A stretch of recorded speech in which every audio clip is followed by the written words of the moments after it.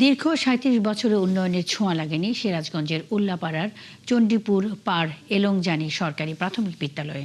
প্রয়োজনের তুলনায় পর্যাপ্ত ক্লাসরুম না থাকায় সংকটে চলছে পাঠদান কর্মসূচি। শিক্ষার্থীদের একাংশকে গাদাগাদি করে ক্লাস করতে হচ্ছে, এমনকি প্রতিষ্ঠানের অফিস কক্ষেও চলছে পাঠদান। এতে ব্যাহত হচ্ছে শিক্ষার পরিবেশ। রায়হান আলীর তথ্য ও ছবিতে প্রতিবেদন।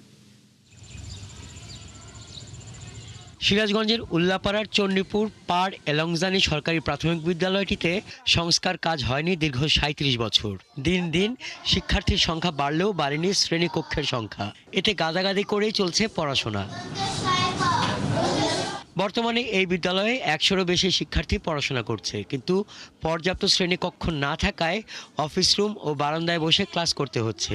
এতে ব্যাহত হচ্ছে পাঠদান কার্যক্রম। আমাদের বিদ্যালয়ে শ্রেণীকক্ষে সংকট থাকায় অফিস রুমে ক্লাস করতে হয়, এতে আমাদের অনেক কষ্ট হয়। শ্রেণীকক্ষ না থাকায় এতে আমাদের পড়াশোনা অসুবিধা হচ্ছে। আমাদের খেলাধুলা করতে অনেক সমস্যা হয়।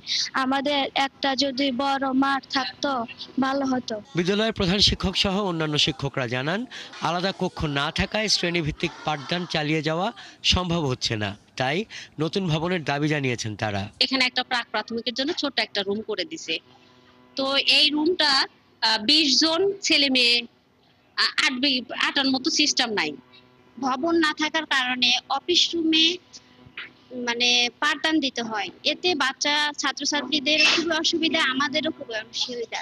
সরকার মহোদয়ের নিকট আমাদের বিশেষ আবেদন, যদি আমাদের সদয় দৃষ্টি দিতেন তাহলে আমাদের মধ্যে আলাদা একটা শ্রেণীকক্ষ বা আলাদা একটা ভবন নির্মাণ হতো, তাহলে আমাদের শিক্ষার মান আরো অনেক উন্নয়নের দিকে উন্নয়ন হতো।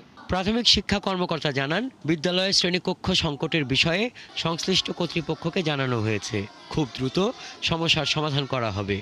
আমাদের সাম্প্রতিককালে চণ্ডীপুর পাড় এলংজানি সরকারি প্রাথমিক বিদ্যালয়কে আমরা বিশেষভাবে প্রায়োরিটি দিয়ে এই বিদ্যালয়ের নামটি আমরা ঊর্ধ্বতন কর্তৃপক্ষের নিকট পাঠাচ্ছি এবং খুব তাড়াতাড়ি আমাদের পিডিপি 5-এর কার্যক্রম শুরু হলে এই বিদ্যালয়টিতে নতুন ভবন হবে এবং আমাদের যে বর্তমান কক্ষ স্বল্পতা সেটা দূর হবে আশা করি। বিদ্যালয়ের শিক্ষার পরিবেশ ফিরিয়ে আনতে দ্রুত প্রয়োজনীয় পদক্ষেপ নেওয়া হবে, এমনটাই আশা শিক্ষার্থী সহ সংশ্লিষ্টদের।